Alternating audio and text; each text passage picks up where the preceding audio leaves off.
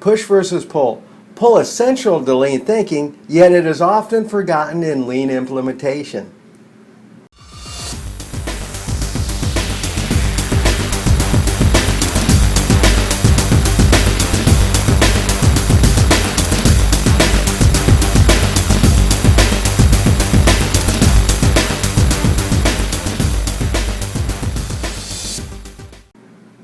Hi, Brian McCordy here, Black Belt Lean Thinking, author of the X Factor Business. Now I want to talk to you about pull versus push.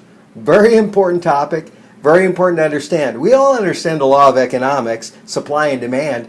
Good marketers use something called the bleeding neck, where they point out the problem that their product is the obvious solution for. They're highlighting that issue, creating that demand.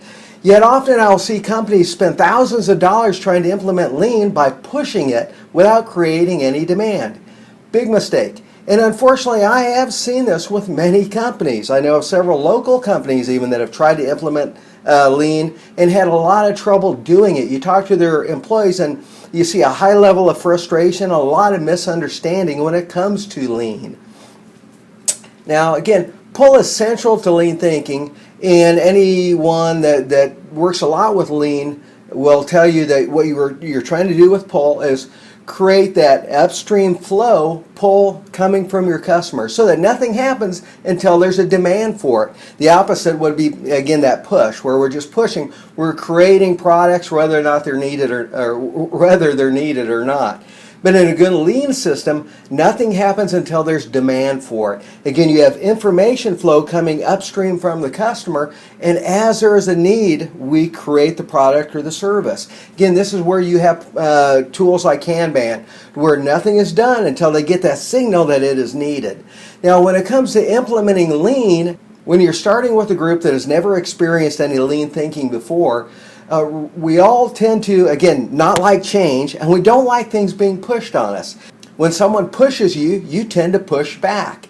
Again, we've got to create that demand for lean, and lean will sell itself. When I first started teaching lean, I saw the benefits to it, and I knew that was the first thing I had to do was show benefits to the people I was going to provide the training for. Again, as adults, we learn on an as-needed basis. Unless I see a need for something, I'm not going to expend the energy to actually learn it.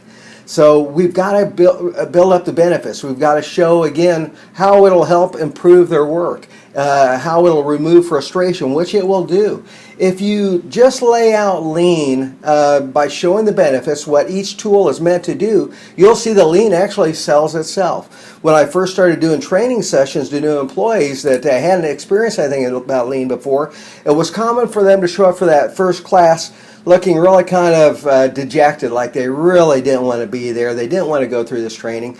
But because I started with the benefits and some success stories, they kind of perked up. They started asking questions and engaging. And by the end of that first 6-hour session, I was hearing comments like, you know, this isn't what I thought it was going to be. I see the benefit of this. This will be really good. And again, they start using Kaizen and they start using 5S+1 to surface problems. For every lean tool, it is to remove frustration and to benefit the employee. If you walked up to a mechanic and removed the tools from his toolbox, you would create a lot of frustration from him. He relies on those tools to get his work done.